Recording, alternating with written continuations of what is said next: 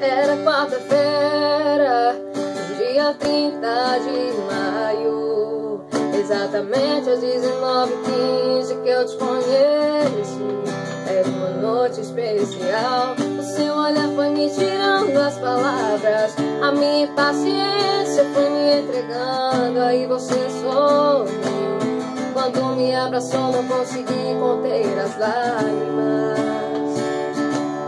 Lembrei da nossa história como se fosse agora. Antes de ver seu rosto eu já sabia, eu sonhava com você. Quase toda noite eu te esperava. No fundo eu já te amava.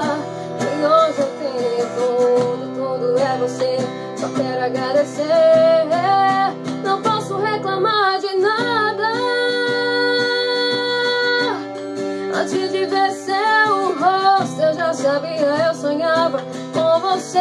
Quase toda noite eu te esperava. No fundo eu já te amava. E hoje eu tenho tudo é você. Só quero agradecer. Não posso reclamar de nada. Não posso reclamar de nada.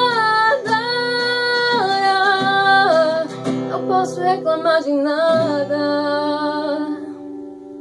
E aí, galerinha, espero que vocês tenham gostado.